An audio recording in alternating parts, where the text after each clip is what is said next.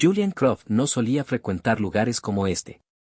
El aire en la enorme supertienda era una mezcla rancia de palomitas de maíz, plástico barato y un dulzor empalagoso que provenía de la sección de panadería. Era un asalto a sus sentidos cultivados, un mundo alejado del aire ionizado de su ático y el cuero flexible de su sedán con chofer. Estaba allí por un solo, absurdo artículo, una marca específica de agua suiza importada que su nutricionista insistía era molecularmente superior. Mientras recorría los amplios pasillos brillantemente iluminados, su traje a medida era una anomalía evidente entre el desorden casual de los demás compradores. Su mirada cayó sobre un hombre en la sección de cuidado para bebés. El hombre, Leo, parecía alguien que se ahogaba a cámara lenta. Estaba frente a una pared de pañales, los hombros caídos con un cansancio que parecía filtrarse hasta la médula de sus huesos. Sostenía un pequeño paquete en una mano y un puñado de billetes arrugados y monedas en la otra. Contaba el cambio, los labios moviéndose en silencio, el ceño fruncido en un cálculo desesperado que resultaba doloroso de presenciar. Julian lo observó por un momento, un destello de algo frío y analítico cruzando por su mente. No vio a una persona, sino a un problema, una vida de malas decisiones que culminaba en este patético cuadro bajo el resplandor fluorescente del pasillo 12. Esto, pensó Julian con un cinismo familiar y desapegado, era la consecuencia de una vida mal gestionada. Estaba a punto de darse la vuelta, continuar su búsqueda del agua sobrevalorada y dejar al hombre con su silenciosa desesperación, pero algo lo detuvo. Era una historia a punto de desarrollarse, un relato de dos hombres de extremos opuestos de la existencia, cuyas vidas estaban a punto de chocar por una simple caja de pañales. Era una historia que demostraría cómo el mayor valor a menudo se oculta en los paquetes más humildes, y como un solo acto de caridad, nacido de la lástima, podía florecer en una asociación que transformaría toda una industria. Leo Vance tenía 32 años, aunque el agotamiento grabado alrededor de sus ojos lo hacía parecer una década mayor. Su mundo se había reducido a las 4 paredes de un pequeño apartamento de una habitación en la olvidada zona oeste de la ciudad.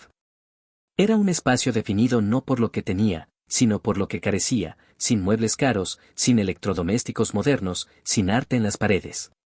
Y sin embargo, estaba impecablemente limpio.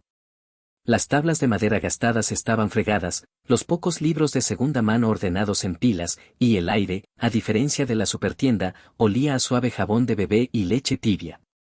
Ese diminuto apartamento era su fortaleza, su santuario y todo su universo, porque allí estaba Lily. Su hija, de apenas 10 meses, era el sol alrededor del cual giraba su mundo roto. Su risa burbujeante era la única música que necesitaba, su diminuta mano confiada aferrando su dedo era la única afirmación que buscaba. La cuidaba con una devoción meticulosa, casi reverente. Esterilizaba sus biberones con agua hirviendo en la estufa, machacaba su comida a mano, y pasaba horas construyendo elaboradas estructuras para ella con cajas de cartón desechadas que encontraba detrás del supermercado. No eran juguetes, eran castillos y naves espaciales, cada uno un testimonio del amor ilimitado de un padre, construido a partir de los restos de una vida en ruinas. 5 años atrás, Leo había sido un hombre diferente. Había sido el Dr. Leo Vance, el prodigio de la arquitectura de software, diseñador principal de un algoritmo revolucionario de procesamiento de datos para una gigante tecnológica llamada OmniCorp. Tenía una mente brillante, capaz de ver las estructuras elegantes e invisibles que sustentaban el mundo digital. Su código no era solo funcional, era poesía, una sinfonía de lógica que corría con una eficiencia asombrosa. Tenía una oficina en la esquina, un salario de 6 cifras y un futuro que parecía ilimitado. También tenía una esposa, Elena, cuyo brillo en la sonrisa era tan prometedor como su propio porvenir. Pero su mente, tan afinada a la lógica y el orden, también estaba ferozmente comprometida con un estricto código ético. Cuando descubrió que OmniCorp estaba utilizando su algoritmo para recolectar y vender en secreto los datos personales de millones de usuarios a prestamistas depredadores, no dudó. Reunió las pruebas, confrontó a sus superiores y, cuando intentaron encubrirlo, lo denunció públicamente. Las consecuencias fueron inmediatas y catastróficas. El poderoso director ejecutivo de OmniCorp, un hombre con conexiones en cada rincón de la industria, no solo despidió a Leo, lo borró. Fue demandado hasta la bancarrota, su reputación profesional desmantelada sistemáticamente mediante una despiadada campaña de difamación. Lo etiquetaron como inestable, un empleado resentido, un fabulador. Fue incluido en listas negras, su nombre convertido en veneno en cualquier solicitud laboral. La industria que antes lo celebraba ahora le cerraba cada puerta en la cara. Luego, ocurrió la tragedia definitiva. Elena, debilitada por un embarazo complicado, sucumbió a una infección posparto apenas semanas después de que Lily naciera. En el lapso de un año, Leo había perdido su carrera, su fortuna, su esposa y su nombre. Todo lo que le quedaba era su hija y la integridad inquebrantable que le había costado todo. Julian Croft, a los 45 años, dominaba un mundo tan vasto como pequeño era el de Leo. Su empresa, Croft Innovations, era un titán en la industria de la logística y la cadena de suministro, un testimonio de su impulso implacable y su intelecto agudo e inflexible. Vivía en un ático de paredes de cristal que dominaba la ciudad como un Olimpo moderno, con una decoración minimalista y superficies frías y duras que reflejaban al hombre que residía allí. Las habitaciones eran silenciosas, estériles, pobladas por arte digno de museo que rara vez miraba y tecnología inteligente que atendía todas sus necesidades sin la inconveniencia desordenada de la interacción humana. El éxito le había traído inmensa riqueza y poder, pero lo había dejado profundamente aislado. La vida de Julian había sido forjada en el crisol de la traición. Había construido su primera empresa con su mejor amigo de la universidad, solo para ser expulsado en una toma hostil orquestada por ese mismo amigo. Su matrimonio había terminado de manera similar, con un amargo divorcio en el que los abogados de su esposa intentaron retratarlo como un adicto al trabajo emocionalmente vacío, una caricatura que él admitía en privado no era del todo inexacta. Estas experiencias habían calcificado su corazón, dejándolo con un cinismo profundo. Veía el mundo como un campo de batalla transaccional. Las personas eran activos que había que aprovechar o pasivos que había que gestionar. Confiar era la moneda de los tontos, y la emoción era una vulnerabilidad peligrosa. Era eficiente, brillante y absolutamente, dolorosamente solo, un rey en un castillo silencioso y vacío de su propia creación. De vuelta en la supertienda, Leo terminó su sombrío conteo. Le faltaba dinero. Le faltaban 23 centavos para poder pagar el paquete más pequeño de pañales. Una ola de vergüenza fría lo envolvió. Podía devolverlos, intentar con una marca más barata que sabía le causaba sarpullido a Lily, o podía, ¿qué? No había otras opciones.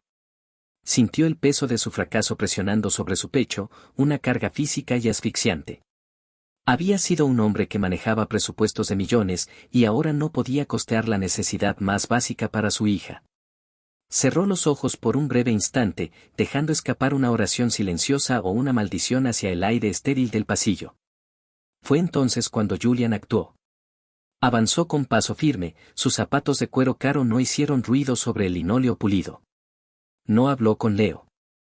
Simplemente le arrebató la caja de pañales de la mano, tomó otras 10 cajas del estante y luego, en un movimiento de puro y absoluto poder, barrió con todo el resto del stock hacia su enorme carrito. Empujó el carrito hacia la caja, sus movimientos firmes y decididos, dejando a Leo parado en el pasillo, atónito y confundido. Julian vio la expresión perpleja de la cajera mientras comenzaba a registrar docenas de cajas de pañales. «Me llevaré todas estas», declaró Julian, con voz calmada y autoritaria. Sacó una tarjeta de crédito negra, sin distintivos. Mientras la cajera iniciaba el laborioso proceso de escanear cada caja, Julian giró ligeramente la cabeza. «El hombre del pasillo 12», dijo, sin mirar a la cajera, sino a algún punto distante más allá de ella. «Dale lo que necesite. Cárgalo aquí». Hizo un gesto vago con la tarjeta. No era un acto de bondad. Era un ejercicio de resolución de problemas. Una situación desordenada y emocional estaba creando un cuello de botella en su día, y la eliminaba con la herramienta más eficiente que poseía, dinero. Sintió una satisfacción sombría, la misma que sentía al cerrar un trato difícil. Había resuelto el problema. Leo, atraído por el alboroto, se acercó a la caja justo cuando se escaneaba la última caja. Vio la montaña de pañales, la cara atónita de la cajera y al hombre impecablemente vestido firmando un recibo. Sintió un rubor ardiente de humillación. Eso no era caridad, era un espectáculo. El hombre no se había ofrecido a ayudar, simplemente había borrado la lucha de Leo con una ostentosa exhibición de riqueza, tratándolo como un incómodo decorado que debía ser gestionado. «Yo», Yo no puedo aceptar esto, balbuceó Leo, su voz apenas un susurro. Julian se giró hacia él, sus ojos fríos y evaluadores. Era la primera vez que realmente lo miraba. Vio la ropa desgastada, el agotamiento profundo, pero también un destello de algo más en sus ojos, un orgullo feroz y desafiante. Era una incomodidad. Ya está hecho, dijo Julian con desdén. Se volvió hacia la cajera. Asegúrese de que los reciba sin decir más, tomó su única botella de agua suiza, dejó la montaña de pañales ya pagados y salió de la tienda, las puertas automáticas cerrándose tras él como un juicio. Leo se quedó allí, en medio de una fortuna en suministros para bebés, sintiéndose más pequeño e impotente que nunca. La cajera, una mujer de rostro amable llamada María, deslizó unas cajas hacia él. Dijo que llevaras lo que necesites, cariño. Su voz era suave, pero se sintió como un golpe. Leo tomó 2 cajas, apenas lo suficiente para durar el mes. No pudo obligarse a llevar más.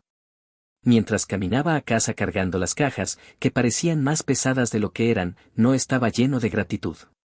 Estaba lleno de una rabia impotente y ardiente. Julian, de regreso en el silencioso santuario de su coche, no pudo evitar que el encuentro se repitiera en su mente. Los ojos del hombre. Ese orgullo terco y absurdo. Era ilógico. Julian había ofrecido una solución y el hombre había reaccionado con resentimiento. Era ineficiente. Pero también intrigante. En el recibo de su agua, notó que el programa de lealtad de la tienda había impreso el primer nombre y la inicial del apellido del cliente anterior a partir de una tarjeta escaneada, Leo V. No era nada, un simple dato al azar. Pero la mente de Julian Croft estaba diseñada para analizar datos.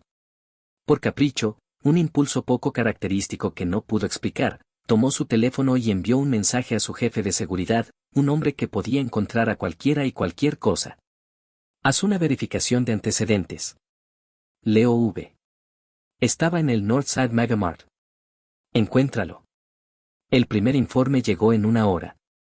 Era tan delgado y sombrío como Julian había esperado. Leo Vance. Sin empleo actual. Una cadena de trabajos ocasionales, reponedor nocturno, lavaplatos, entrada de datos en una agencia temporal. Vivía en un bloque de viviendas de bajos ingresos. Sin historial crediticio que valiera la pena. Viudo. Una hija pequeña. Era el perfil de manual de un hombre en los márgenes, exactamente lo que Julian había supuesto. Debería haberse sentido satisfecho. Su primera evaluación era correcta. Pero el archivo se sentía incompleto. El orgullo en los ojos del hombre no coincidía con los datos en la pantalla. Investiga más a fondo, escribió Julian. Hace 5 años. 10. Quiero toda su historia profesional. El segundo informe llegó a la mañana siguiente. Julian estaba sentado en su oficina en el piso 80, la ciudad extendida debajo de él como un tablero de circuitos. Cuando abrió el archivo encriptado, sintió una sacudida, una genuina sorpresa que le era completamente ajena. La pantalla estaba llena de un Leo Vance diferente. Una foto mostraba a un hombre más joven, con un traje elegante, recibiendo un premio en un escenario brillantemente iluminado. Había artículos de prestigiosas revistas tecnológicas, patentes registradas a su nombre, enlaces a conferencias magistrales que había dado en congresos internacionales. El Dr. Leo Vance. El arquitecto del sistema Helios de Omnicorp. Un hombre una vez aclamado como uno de los programadores más brillantes de su generación. Julian siguió leyendo, el café enfriándose a su lado. Encontró los recortes de noticias sobre el escándalo de la denuncia. Leyó los detalles de la violación de privacidad de datos, el encubrimiento corporativo posterior y la postura ética de Leo que destruyó su carrera. Dio la línea temporal de las demandas, el asalto mediático, el proceso lento y metódico mediante el cual un gigante corporativo había aplastado a un solo hombre. Julian se recostó en su silla, las luces de la ciudad abajo parecían difuminarse. No había visto a un hombre definido por sus fracasos. Había visto a un hombre definido por su integridad. Había estado en esa tienda y había emitido un juicio sobre un rey caído, un hombre que había elegido el principio sobre la ganancia, una elección que Julian nunca había tenido que enfrentar, y una en la que no estaba seguro de haber salido victorioso. El recuerdo de su acto desdeñoso, su gesto grandilocuente y vacío, ahora ardía con el ácido de la vergüenza. Días después, llegó la crisis. No con una explosión, sino con una silenciosa y aterradora cadena de datos corruptos. Croft Innovations estaba a punto de lanzar Nexus, una plataforma logística de próxima generación destinada a revolucionar la cadena de suministro global. Era la obra maestra de Julian, la culminación de 5 años de trabajo y cientos de millones de dólares en inversión. Y se estaba desmoronando. Un fantasma en la máquina, un error sutil y maligno, se replicaba profundamente en la arquitectura central del sistema. No colapsaba el sistema, alteraba los datos en silencio, convirtiendo los manifiestos de envío en galimatías, borrando registros de inventario y redirigiendo envíos fantasma a almacenes inexistentes. Era un cáncer, invisible y letal. Los mejores ingenieros de Julian, dirigidos por su pragmático y algo arrogante director de tecnología, Marcus Vance, trabajaban sin descanso. Eran los mejores del sector, seleccionados personalmente por Julian. Y estaban fracasando. El error era un fantasma. No dejaba rastro, su código era una obra maestra de elegancia destructiva, y estaba enterrado tan profundamente en las capas fundamentales del sistema que cada intento de aislarlo causaba más daño. El lanzamiento estaba a una semana. El fracaso no era una opción. Significaría una pérdida financiera catastrófica, una reputación destrozada y el posible colapso de la empresa que Julian había pasado su vida construyendo. Durante 3 días, Julian observó su imperio tambalearse al borde del abismo. Vio el pánico en los ojos de sus mejores empleados. Vio a Marcus, un hombre que nunca había admitido la derrota, mirando fijamente una pantalla de código en cascada con una expresión de desconcierto absoluto. Todos los recursos de Julian, su dinero, su poder, eran inútiles contra ese enemigo invisible. Se enfrentaba a un problema que no podía resolverse por medios convencionales. Y en lo más profundo de su desesperación, un nombre surgió en su mente. Leo Vance. El hombre que escribía código como poesía. El arquitecto. La decisión fue agonizante. Pedir ayuda era admitir su propio fracaso. Pedírsela a ese hombre en específico era un acto de profunda humildad que se sentía como tragar vidrio. Tendría que ir a ese apartamento destartalado, pararse frente al hombre al que había despreciado y desestimado, y suplicarle ayuda. Pero la alternativa era la ruina. Esa misma tarde, el sedán negro de Julian recorrió las calles ásperas y desconocidas de la zona oeste de la ciudad. Encontró el edificio de apartamentos, con su fachada en ruinas, y subió 3 tramos de escaleras que olían a humedad y desinfectante. Tocó la puerta del apartamento 3B. Leo abrió la puerta, con Lily en la cadera. Llevaba una camiseta desteñida y pantalones de sudor. Vio a Julian Croft y su rostro se endureció. El orgullo silencioso que Julian había visto en la tienda ahora era un muro de acero frío. ¿Qué quieres? La voz de Leo era plana, desprovista de emoción. El discurso cuidadosamente preparado de Julian, una propuesta transaccional de honorarios de consultoría y acuerdos de confidencialidad, murió en sus labios. Miró al hombre, a la bebé en sus brazos, al apartamento limpio pero desnudo detrás de él, y por primera vez en años eligió la honestidad sobre la estrategia. Necesito tu ayuda, dijo Julian, las palabras pesadas y extrañas en su boca. Mi empresa está en problemas. Tenemos un problema de software, que nadie puede resolver. Leí sobre tu trabajo en Omnicorp. Sé quién eres. Hizo una pausa, respirando hondo. Y estaba equivocado. Mi comportamiento en la tienda fue arrogante e insultante. Te pido disculpas. Leo lo observó, su expresión indescifrable. Había pasado años soñando con un momento así, una oportunidad de reivindicación.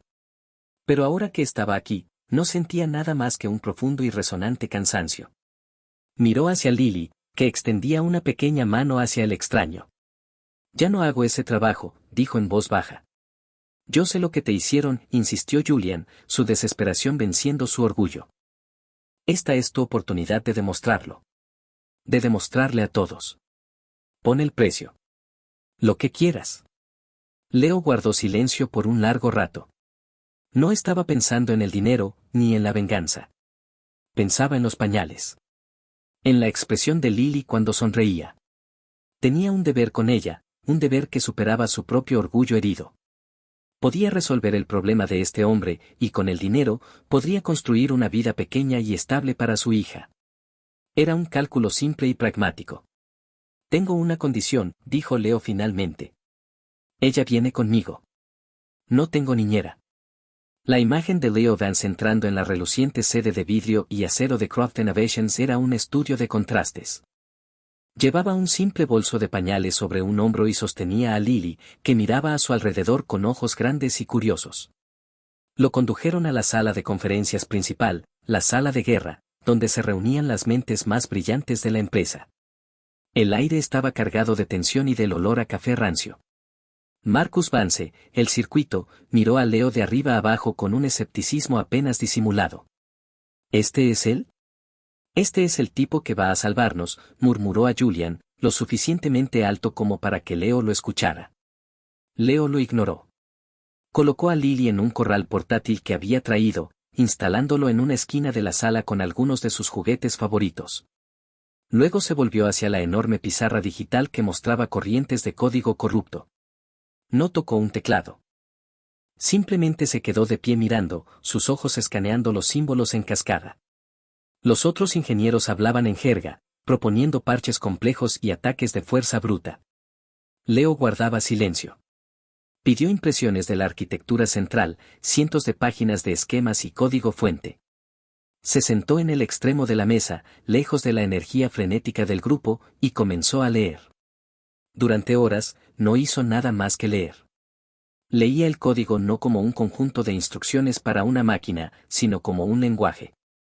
Buscaba su gramática, su sintaxis, su alma. Veía el diseño elegante, pero también percibía una falla en su filosofía. El sistema estaba diseñado para una eficiencia perfecta y lineal, pero no tenía tolerancia para la paradoja, para la lógica recursiva que podía volverse contra sí misma. No es un error, dijo Leo de repente, su voz cortando el murmullo tenso de la sala. Todos se giraron para mirarlo. Es una característica. Una pieza de código perfectamente diseñada que hace exactamente lo que fue creada para hacer, solo que en un contexto que los diseñadores nunca anticiparon. Marcus se burló. Eso es ridículo. Está destruyendo nuestros datos. No los está destruyendo, corrigió Leo, su voz calma y segura. Los está optimizando. Acero caminó hacia la pizarra y, con un marcador, dibujó un bucle simple y elegante. Explicó cómo una subrutina menor y pasada por alto, diseñada para eliminar datos redundantes, interactuaba con el algoritmo predictivo del sistema. Había identificado un patrón y, en su búsqueda de la máxima eficiencia, había concluido lógicamente que el estado más optimizado para todos los datos futuros era la no existencia. Intentaba alcanzar un estado de orden perfecto y silencioso. Era un fantasma digital, nacido de una genialidad defectuosa. Lo había encontrado. No venciendo a la máquina, sino empatizando con ella. En menos de 20 minutos, escribió un pequeño parche de 3 líneas. No era un martillo, era un susurro. Un simple comando que enseñaba a la subrutina el concepto de redundancia aceptable. Lo introdujo, lo compiló y lo implementó. La sala contuvo el aliento. En la pantalla de diagnóstico principal, las banderas rojas de corrupción de datos parpadearon y luego, una por una, se tornaron verdes. El sistema se estabilizó. El fantasma había desaparecido. Un silencio atónito cayó sobre la sala, roto solo por los suaves balbuceos de Lily en su corral. Marcus Vance miró la pantalla, luego a Leo, con el rostro entre incredulidad y un respeto naciente. Los llamados expertos habían intentado luchar contra un monstruo, pero Leo simplemente había calmado a un espíritu inquieto. A la mañana siguiente, Julian Croft convocó una reunión de emergencia con todo el personal. La empresa entera se reunió en el vasto atrio iluminado por el sol. Julian se colocó en una plataforma elevada, pero no estaba solo. Había pedido a Leo que se pusiera a su lado. Ayer, comenzó Julian, su voz resonando en el espacio silencioso, esta empresa estuvo al borde del colapso. Nuestro mayor logro, Nexus, estuvo amenazado por un problema que nuestros mejores y más brillantes no pudieron resolver. Hizo una pausa, dejando que el peso de sus palabras se asentara. El hombre que lo salvó está a mi lado. Su nombre es Leo Vance. Entonces Julian hizo algo que nadie esperaba. No solo agradeció a Leo. Contó toda la historia. Habló de la brillante carrera de Leo en Omnicorp, de su reputación como maestro arquitecto. Habló de la postura ética que Leo había tomado, del silbato que había soplado para proteger la privacidad de millones de personas. Contó cómo la industria le había dado la espalda, cómo lo había perdido todo por hacer lo correcto. Conocí a Leo por casualidad la semana pasada, continuó Julian, su voz espesa con una emoción que nadie le había oído antes. Y lo juzgué. Vi sus circunstancias y lo desestimé. Fui arrogante, y estaba profundamente equivocado. La integridad de este hombre es tan brillante como su código. Salvó esta empresa no solo con su habilidad, sino recordándonos que el verdadero valor no siempre se encuentra en una oficina de esquina o en un currículum. A veces, se encuentra en la integridad silenciosa, en el coraje de defender lo correcto, sin importar el costo. Se volvió hacia Leo. Gracias. No solo has salvado nuestra empresa, le has dado un nuevo estándar al cual aspirar. En su oficina privada después de la reunión, Julian hizo su oferta. El puesto de circuito es tuyo, Leo. Márquez ya presentó su renuncia, aunque la rechacé. Los quiero a los dos. Nombra tu salario. Un bono de firma de 7 cifras. Acciones. Lo que quieras. Leo miró por la vasta ventana hacia la ciudad. Vio las torres relucientes, los símbolos de un mundo que lo había masticado y escupido. Pensó en la oferta, en la oportunidad de recuperar todo lo que había perdido. Luego miró una foto de Lily en su teléfono. Movió la cabeza lentamente. Aprecio la oferta, Julian. Más de lo que imaginas, dijo, su voz suave pero firme. Pero no puedo volver a ese mundo. Pasé años construyendo sistemas para corporaciones. Ahora quiero construir algo diferente. Se volvió hacia Julian. Tengo una idea. Una fundación. Financiada por un pequeño porcentaje de las ganancias de Nexus. Construiríamos centros de aprendizaje en vecindarios desatendidos, como el mío. Enseñaríamos a los niños a programar, pero más que eso, les enseñaríamos diseño ético. Les enseñaríamos a crear tecnología que sirva a las comunidades, no solo a las corporaciones. Encontraríamos a la próxima generación de mentes brillantes que de otro modo nunca tendrían una oportunidad. La llamó la Fundación Nexus. Julian lo miró, y una sonrisa lenta se extendió por su rostro.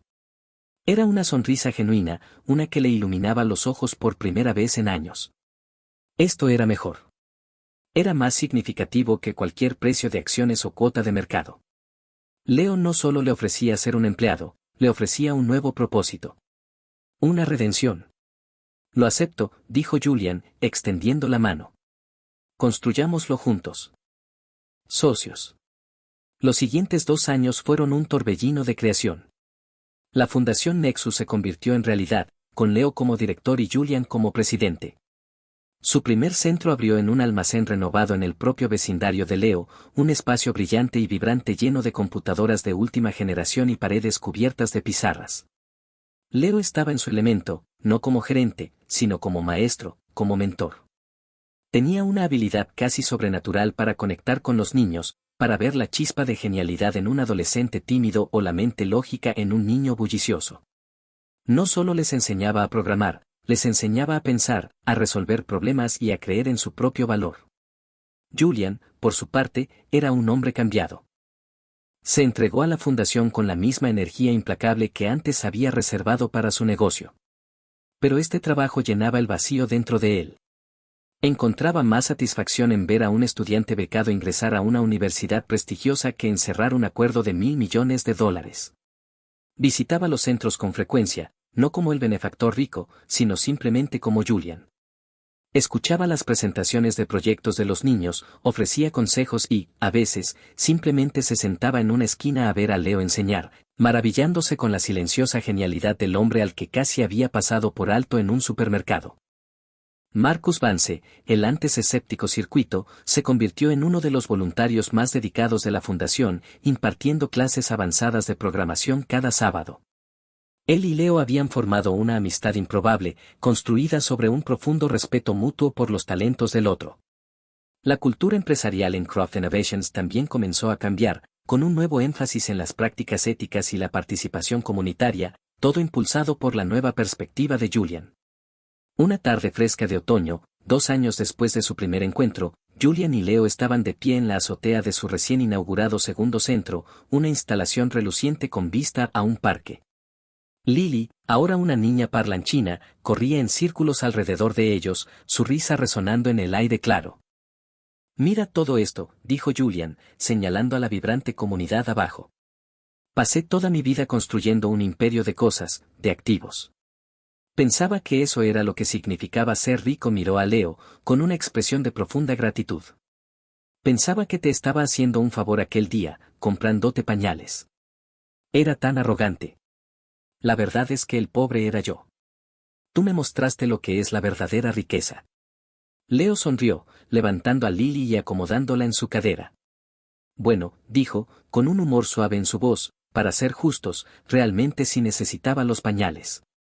Ambos rieron, un sonido cálido y fácil que flotó sobre la ciudad. Era el sonido de una sociedad construida no sobre contratos y transacciones, sino sobre el respeto mutuo y un propósito compartido. Abajo, las luces del centro se encendieron, un faro de esperanza en un vecindario que había visto muy poca. Era un testimonio de la verdad profunda y sencilla de que el valor de una persona no se mide por su posición en la vida, sino por el contenido de su carácter, y de que, a veces, los futuros más extraordinarios se construyen a partir de los comienzos más ordinarios.